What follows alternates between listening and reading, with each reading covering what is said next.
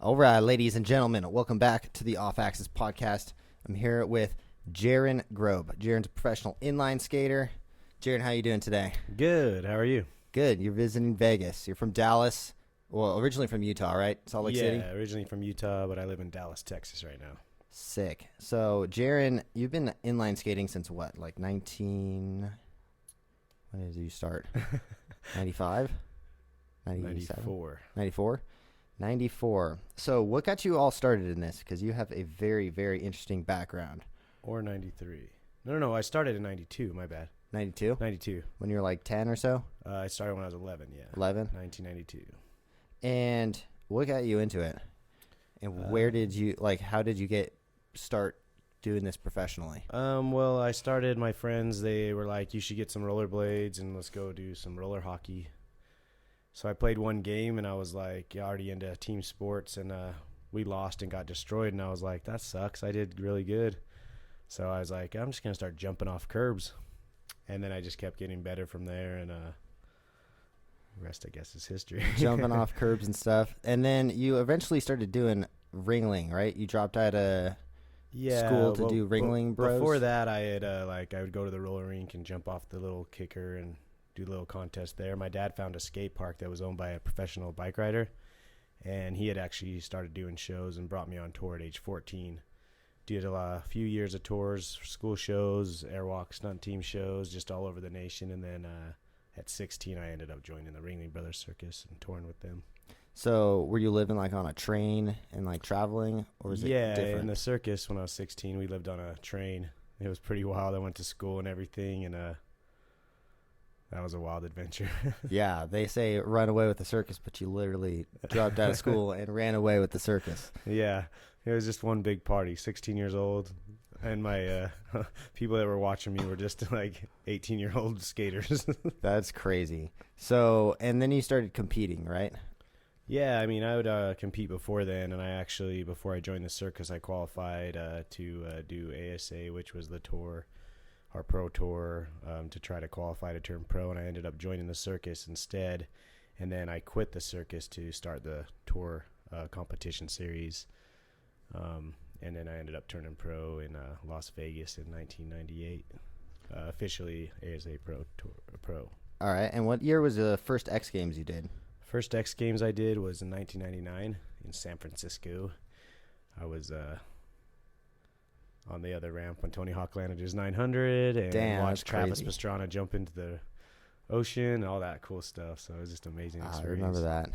So 99 was your first one, and you won in 2001? I got silver in 2000. Silver in 2000? Yeah, and then I had won 2001, 2002, and then we won global gold in 2003 with Team America. 3 X Games gold medals. Not too many people can say they have even one. That's pretty crazy. That'll live with you for your life.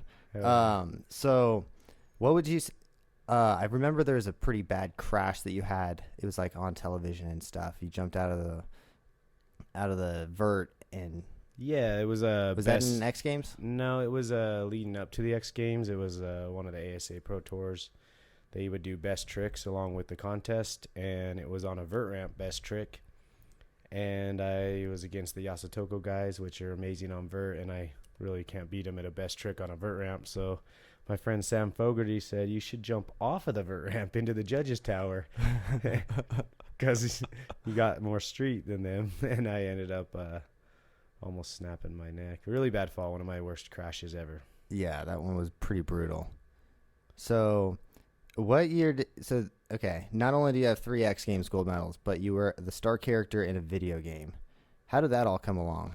Well, we were just doing the pro tour, and in 2001, they asked me if I wanted to be in a video game. I said, for sure. I didn't care about the money. I never really cared about money, and they were just like, you want to be in a video game? I said, that's awesome. And we were on tour in Australia, and I got a phone call over there saying, well, we think we want you on the cover because I was winning the competitions at that time. I said, hell yeah. Yeah. I didn't, same thing. They were telling me about money, and I was like, didn't even remember what they said. I just was like, yeah, I want to be on the cover. That's really cool.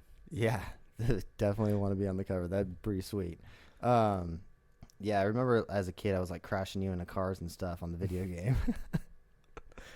Yeah, that's Do you wild. ever play that video game anymore? I don't because it's so old. I wish they'd do it on the remake it on so you can play it on the newer systems. That would be really cool. Or make another version like a Aggressive Inline 2. Yeah. You know, it would be really cool just so they could play it on the newer system. And inline skating, rollerblading is coming back in a strong way right now. So it would be cool to bring it back. Yeah. So I had TJ Lavin on like a couple months ago. Do you know TJ? Oh, yeah. TJ's awesome. So now Good I've had friend. He's 2 amazing. star characters of video games on the podcast before. Hell yeah. Yeah, TJ's amazing. Yeah, you know, TJ actually lives down the street from here too. Oh, wow. Yeah, That's it's awesome. like right down the street. It's crazy. So what, like, after you were on the video game, what did that change your life? Like, was there like a defining moment where you were like, damn, like none of my friends are doing any of the stuff that I'm doing right now? Yeah, I mean, it was crazy. Like, once the video game came out, there wasn't social media, so it didn't get pushed like it would have got today. Yeah, that's a huge factor. Because, I mean, nowadays, you don't even have to do anything and you're famous online. You just got to take butt pics. Exactly. Just be a hot chick or something, but that's pretty crazy. But back then, everyone knew it, and there was no social media, so it was insane that, like, the power of television and the power of video games and all that stuff. I mean, a quick story is I got arrested at a Blockbuster from stealing a sign when I was a juvenile, and then years later they put me on a poster of that video game on the wall, and I wasn't even allowed to go in that Blockbuster. So oh my God, that's hilarious. Pretty funny. I mean, obviously Blockbuster's ancient, but yeah, there's no Blockbusters anymore, is there? no. But it was pretty funny to getting banned from the store, and then they put me on their whole wall, a huge poster, and driving by And it didn't say wanted. when I was 20 years old with a Beamer looking at the poster. Yeah, it didn't say wanted. This guy. They should have had one that said wanted or not allowed in the store. And then here's Not allowed in the store, this guy, but you can rent it. you can rent his video game at the same time. So what? Okay. And then the X Games cut inline skating in 2004 or so. What did you do from there? Well, at the same time, I was doing X Games. Well, I was competing more than anything, and then when it kind of stopped, I started going back to the shows that I was doing, school shows, any type of shows, and that was it, really. And then other contests were popping up, but it wasn't as big, and it kind of sucked because that was my making my money that way with sponsors and we getting to be on TV and stuff, and it all crashed at one time in 2003-4, and you just have to move on and just did shows instead. But I kept skating, never stopped. Yeah, that's crazy.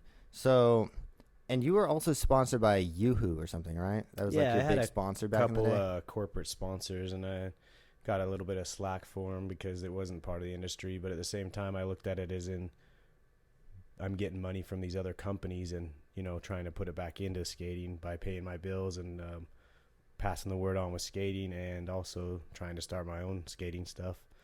Yeah, I had Paul Mitchell, Yoo-Hoo were some of my corporate ones, and they treated me really well. And, you know, so besides being corporate and not part of the industry, it still helped me out. So. Yeah, and so did you take like a break from doing shows from the time you started competing, or were you doing shows at the same time as well? We did a few shows while I was competing, but it wasn't as much. Like with Yoo-Hoo, one of the things in their contract was I had to do like 5 shows a year or something, or go to a certain amount of contests. That was in my contract, and I was going to do it anyway. So it was pretty cool because I still got paid to do the demos, and they were giving me money. And but I wasn't as consistent in shows when I was competing for like 3-4 years, but I still did some shows. Yeah, I remember once I started doing shows, I was in my head, I was like, man, I can do shows and you don't have to like kill yourself and you get paid just as much or more money. Yeah, that's the good thing about shows is you can you don't have to go all out. Contests, you're trying to actually, you know, do your best stuff and win, or else you don't get paid unless you get top 10. Yeah, action sports is almost like who cares about their body the least.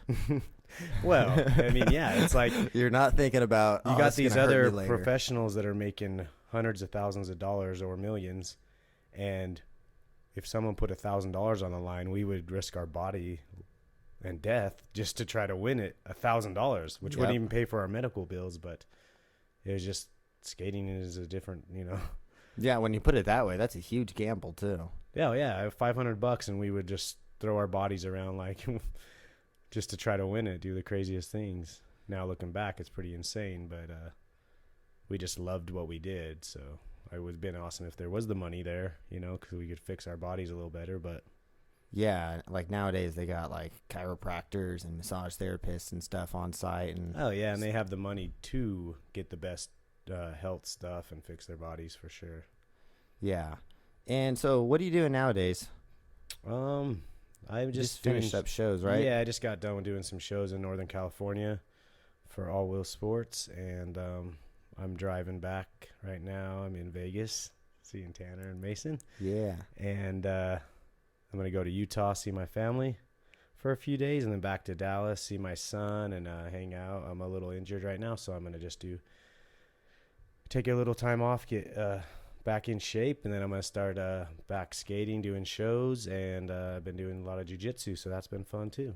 Yeah, what made you get into jiu-jitsu? I've always been into martial arts my whole life, and I should have done it earlier, but I was just partying and skating and kind of injured, so I wouldn't really got into it, but I've always been watching it from, the first UFCs at 93 on, and finally I had knee surgery, and I was like trying to rehabilitate my body, and I was like, jiu-jitsu is really cool because you can learn on the ground and stuff. And then once my knee started getting better, I started competing at it, and I've just always loved martial arts, and I love the fact of how it helps you in all aspects of life too, not just fighting and defending yourself, but just how the way you present yourself and all that. Yeah, you can really tell like a difference in demeanor from someone who does martial arts versus someone who doesn't. Like you're fully confident around people, someone's not going to try to mess with you. Oh, for sure. I mean, and it's good to know that you can defend yourself if they don't have a weapon. I mean, that's always another thing, but you can defend yourself almost to anyone that doesn't know anything. Yeah, and it really, like, a lot of people think of fighters as probably like crazy people or something, right? And then it's actually the polar opposite. Yeah, majority of them that are really good in martial arts are respectful. You have a handful of people that maybe no matter what have problems with their brains and they're going to act up. The couple guys that keep getting in trouble, you see them in the media, but that happens in any aspects of any sport. You'll have some delinquent people no matter what, and especially if they have problems like depression or something, then that's just another whole thing. But for the majority of people that do martial arts, it keeps them very humble because they know what they can do. Same with someone that's really good in action sports. They don't have to be cocky. They know they're good. They show it out there. Yeah, that's very true. You can really tell when someone's like, people don't go out of the way to hate on people when they're doing really well. It's usually the people that aren't doing too well or sitting at home in their mom's house or something. Oh, yeah. Typing YouTube comments and stuff. Yeah, that's a whole nother story. You got the social media people that just, back in the day, you always have to tell me to my face and you're going to get punched. Now it's, they can just talk behind a computer and nothing's going to happen to them. So it's a whole nother world out here now. Yeah, that's very true, actually. And I just don't understand the whole negativity of why you could post the coolest trick and you'll still have somebody going to talk crap about it. Yeah. No matter what you do, either they're just hating because you're succeeding or they just have nothing better to do. Yeah, it's usually it's like they're self-conscious about something. Usually that would probably what I would pinpoint it to is people are just self-conscious, not confident in themselves. So they got to lash out. Oh, yeah. Yeah. So what does the future look like for you? What are you working on? What are you doing? Your son is in Dallas, right? Yeah, I'm just trying to better myself. Like I said, I'm a little injured now. Going to get working on my body, eating healthy, and getting all my body working properly from some of the injuries I have over the years. And spend some time with my son. He's amazing. He is almost 11 years old. He is skating, BMXing. He's in martial arts. He's very active and super proud of him. And that's basically what just become a better person is what my future hopefully holds, and part of my son's life, and have him growing and get myself better and in shape. Yeah. So let's go back to the X Games real quick because I want to talk to you about competing and stuff. What would you say? Because not everyone even gets invited to the X Games, but not. It's very select few people actually win the X Games, and then multiple years. What would you say kind of separated you from the competition? I don't know, just my drive, I guess. When I was younger, we ended up watching the first X Games, 1995. We went straight to the skate park and was trying to learn it, and I was like, I'm going to be in there one day. And we just kept going and going, and back then you actually could compete and build your way up through circuits to make it to the X Games. It wasn't like they picked people. They had you qualified at this event after you were pro, and then you qualified in the X Trials, or they had like 4 or 5 qualifiers. So they took the best in the world over these contests, put them all in the X Games, however many that was, 40 people or something, and then you had a chance to win it too. So it was really cool back then. You could go from being just an average pro to all the way to the top by qualifying. And then I just, I don't know, I did really good under pressure and just wanted to win it so bad. Yeah, for sure. Doing like a lot of people, that's a huge thing is people, especially you see them on like social media or their videos or something, they're super good, and then you see them in a competition and then it all goes out the window. Yeah, that's like my first pro contest. I was going against a lot of my idols, and I was like, there's no way I'm going to beat any of these guys, because I've watched them and they would just crumble because they would try too hard of stuff, or they just couldn't put it together, or some people aren't very into competing or whatever. So I just tried to skate like without pressure, and just ended up beating them.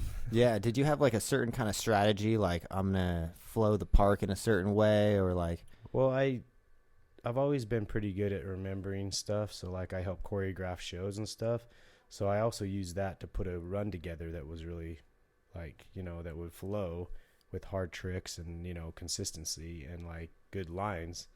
So I would always do that in my practice, and I knew with tricks I needed to do and I could do. So I would just flow around the park doing a couple tricks in the areas I needed to. And then in time for the contest, just put them all together. Yeah. That's crazy. Do you think your son is going to get into like competing and all that stuff? He enjoys it. So yeah, he's done a few rollerblade comps. I see him doing like 900s and bikes. stuff, right? Yeah, he did a fly out 900 already, and he's like, what? How old is he? 10? He's 10. He turns 11 the 29th, the end of this month. Yeah, he's literally like a mini you. Like you can see it. He's when he lands, he's like throwing up the horns, and he's true rock and roll. He's been to many concerts, and he loves music, all different kinds of music, metal and other stuff as well. And yeah, he has that competitive drive already, which is good sometimes. So he's like wants to go to all the competitions as soon as I can find him for him. We're going to head out. He's raced bikes. He's competed Taekwondo. Has a black belt in Taekwondo. Your son is a black belt in Taekwondo? Yeah, he's been doing it for like 5 years. He took a little break right now, but yeah, that's one of the only, I think, martial arts you can get it very young. That's crazy. Yeah, so I want to try to get him in a jiu-jitsu, and he likes biking. He's already been jumping the whole ramp on a bike, skates, everything. So yeah, so you guys do a lot of school shows, right? Yeah, sometimes with my friend's company, Lone Star Action Sports, John Shaw. Yeah, and I see you guys take your son to those too, right?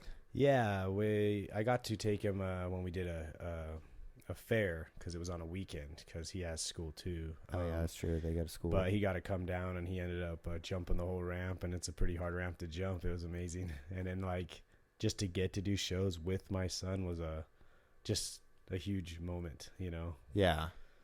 And so what's it like living in Texas? Is it pretty free out there and open? Because it's not as free and open as people think, but I'm in and out a lot because I travel. But it just depends. If you go to a city, they're more strict with stuff. If you go on the outskirts, they're not. Yeah, I think it's all just scare stuff with everything. But yeah, that makes sense. I was just in Florida, and it was like COVID didn't exist in Florida. It was like crazy. Yeah, I think it's just the cities you go in certain towns. And yeah, and then you come back to Vegas, and they're like, it's super strict on everywhere. They got don't even get me started. The best thing is when you're walking around in a casino and they're smoking a cigarette, and then they put the mask back on. Okay. I know, right? That's anyway, so I don't crazy. even want to get started with that. So let's see. what else? You got well, fuck, what was I gonna say? I forgot. Do you have any like jiu-jitsu tournaments coming up or anything else that you're competing in? I did have some coming up I was gonna do, but I'm gonna take a little time to recover my body. And then once that happens, there's quite a bit been on in Dallas, even over this COVID stuff. It's been one of the big hubs of jiu-jitsu, Austin and Dallas area. Yeah. What would you say would be like one of your, like when you think about your life, what are like the top 2 highlights that you think of? In like skating wise, or just anything? Oh wow! Greatest moments of your life. If you could pick 2, what's the first 2 things that pop in your head? My son being born was amazing. You know, just him. It changes your life when you have a kid, and it's changed mine for the better. I don't know. And then just since skating has been such a big part of my life, being in video game and winning the X Games were 2 of the biggest things. I won world championships as well. And I just never take any of that for granted because it's just what I've wanted to do my whole life and ended up accomplishing my dreams. So it was really cool. Yeah. Yeah, that's crazy. And also growing up pretty poor in a town called Orem, Utah, really poor. And I ended up from 14 on making my own money, and I got to travel the world. I've been to every continent but Antarctica through skating. You know, and I didn't have to pay a dime to do it and got paid to do it. And most people never get to leave their state versus even the United States. And yeah, most people never leave the state that they grow up in. Yeah, and I've got to go all over the world for skating. And yeah, we got to figure out how to get a skate contest in Antarctica now. I know.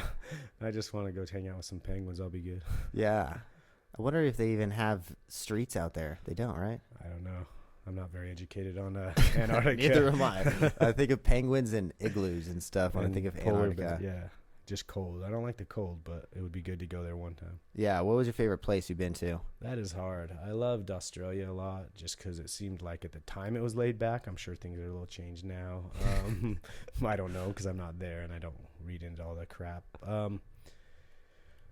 But I don't know. It just seemed like anywhere I was at was just amazing time. South Africa, Korea, like Asia, all over there, Europe, just anywhere I was at. It was really cool because you were with skaters that were welcoming you and they would show you the area and everything. So it was really cool. Yeah.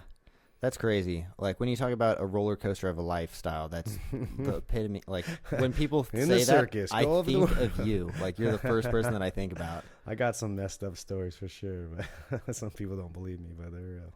Yeah, highs and lows and like all just a crazy roller coaster of a life. Oh yeah. But anyways, thank you for coming on. We're gonna wrap it up right there. Oh yeah. Yeah, time flies. So where can everyone find you on social media? I usually post on Instagram at the Monster Jaren Grob, and also on Facebook. Are my 2 probably social medias I use the most. Yeah, sweet. Thanks for coming on. And if you guys haven't yet, make sure you check out Jaren on social media. And you can if you're checking out I'm gonna play some of the X Games clips in this video. But yeah, just watching those X Games runs and stuff is really cool to watch. Sweet, man. Yeah. Thanks for coming on. No problem. If you guys haven't yet, make sure you subscribe. We'll see you on the next one. Peace. Peace.